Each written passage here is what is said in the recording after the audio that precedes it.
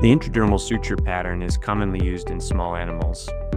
With no suture exposed to the external environment, this results in a more cosmetic closure and less ability for the animal to disrupt the sutures.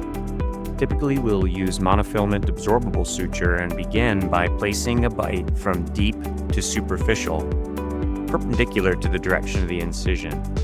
Sometimes I aim back into the corner where the incision begins.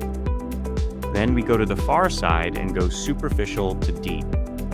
It's important to start quite deep and end quite deep.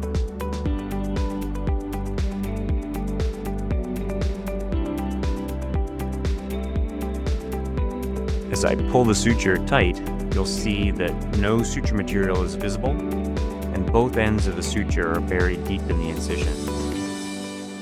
We'll begin this with 4 simple throws, forming square knots. An excess number of throws will make it difficult to bury the knot, and an insufficient number might make it easy to untie. Note that I'm pulling parallel to the incision. That helps the knot to seat down inside the incision. And we cut that end quite short, just near the knot. Now we're going to continue taking bites in the dermis, which is represented by the pink layer that's superficial in this model. But we're going to take the bites parallel to the incision now.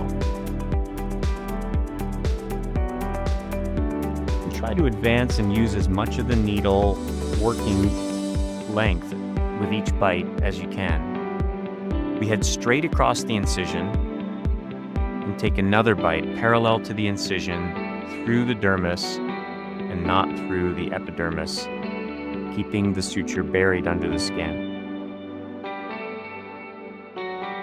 Be careful not to advance when going across the incision, otherwise poor apposition will occur at that location.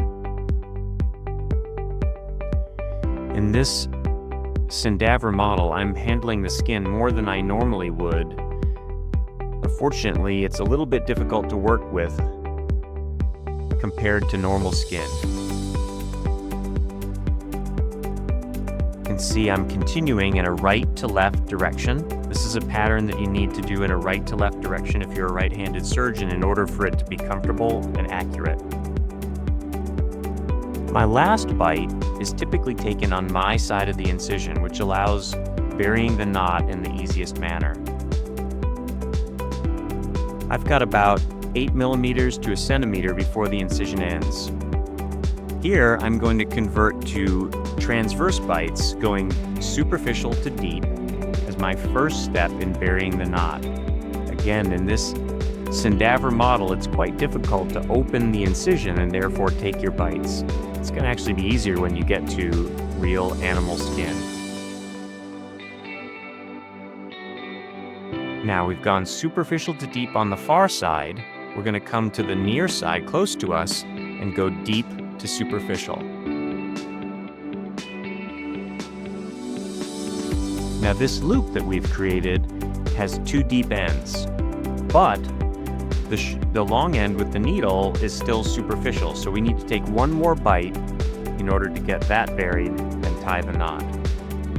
I'm going to just use my scissors to keep that loop out of the way while I go back to the far side of the incision, near where the incision begins, and take a bite from superficial to deep, perpendicular to the incision, and come out down where that loop is.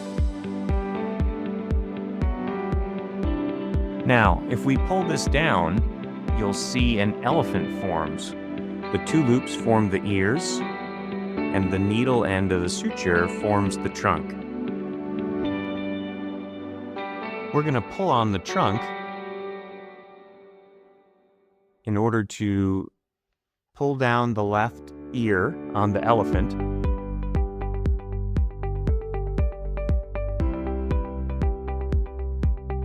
And that deep end can now be tied to the deep loop. Standard technique, the instrument's going to be placed between the 2 ends. Wrap the instrument, grab the loop, and pull parallel to the incision to seat the knot down into the incision. opening the needle holders with each throw so that we pull symmetrically on the loop. Now that we've got 4 throws, we're going to pull tight, cut that loop quite short, and then the last step is to smurf the knot or bury it. I don't know why it's called smurfing, but it is. You're going to insert the needle behind the knot, pass under it, and come out just next to the incision after passing through the sub-Q in a neat manner. In doing this, it'll make the knot do a somersault and pull into the subcutaneous tissue, burying it even further. This is cut right on the skin, and you can see that the skin is apposed with no exposed suture material. No suture removal is required, and good apposition is obtained.